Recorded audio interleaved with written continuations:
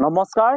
ধেমাজি জিলা সাহিত্য সভা ভৱনত ৰাইজ দলৰ সভাপতি অখিল গগৈ ডাঙৰীয়া উপস্থিতিত আজি ৰাইজ দলৰ এক বৃহৎ যোগদান কাৰ্যসূচী অনুষ্ঠিত হয় আৰু আজি এই যোগদান কাৰ্যসূচীত তৃণমূল কংগ্ৰেছৰ ৰাজ্যিক সাধাৰণ সম্পাদক বাবুল সোণোৱাল সহ প্ৰায় 400 মানুহে আজি ৰাইজ দলত যোগদান কৰে আৰু ৰাইজ দলৰ যোগদান কাৰ্যসূচীত আজি বিভিন্ন ৰাজনৈতিক দল কংগ্ৰেছ, বিজেপি, গণশক্তি আৰু অসম গণ পৰিষদৰ পৰা বিভিন্ন আঞ্চলিক পৰ্যায়ৰ নেতা কৰ্মীসকল আহি আজি ৰাইজ দলৰ নীতি আদৰ্শৰ প্ৰতি আকৃষ্ট হয় আজি ৰাইজ দলত যোগদান কৰে। আপোনালোকে চাওক, আমি দৃশ্যসমূহ দেখাই আছো।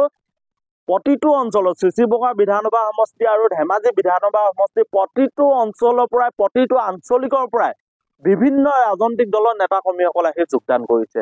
বিশেষকৈ তৃণমূল কংগ্ৰেছ, বিজেপি, গণশক্তি আৰু অসম গণ পৰিষদৰ বিভিন্ন পৰ্যায়ৰ নেতা কৰ্মী আহি আজি ৰাইজ দলৰ নীতি আদৰ্শৰ প্ৰতি আকৃষ্ট হৈ অখিল গগৈ ডাঙৰীয়াৰ উপস্থিতিত আজি যোগদান কৰে। আপোনালোকে চাওক, আমি যোগদান কাৰ্যসূচী আপোনালোকক দৃশ্যসমূহ আমি দেখাই আছো।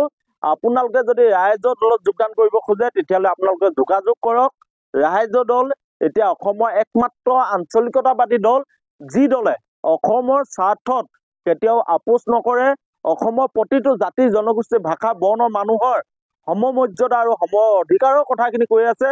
আপোনালোকে দেখিছে যে ৰাইজ দলৰ সভাপতিগৰাকীয়ে বিধানসভাত কেনেকৈ মুখ্যমন্ত্ৰী ডাঙৰীয়াক চকুত হয় অসমৰ আটাইতকৈ 2 নম্বৰী মানুহ বুলি প্ৰশ্ন কৰিব পাৰে।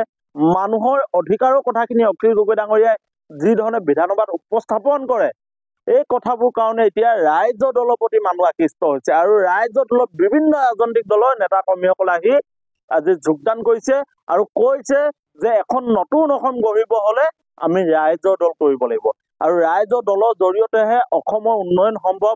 অসমৰ নিবনুৱা সমস্যা সমাধানৰ প্ৰকৃত সমস্যা সমাধানৰ বিকল্প পথ হ'ব ৰাইজৰ দল। এই কথাষাৰ সকলোৱে এতিয়া স্বীকাৰ কৰি লৈছে আৰু সকলোৱে আহি ৰাইজৰ দলত যোগদান কৰিছে।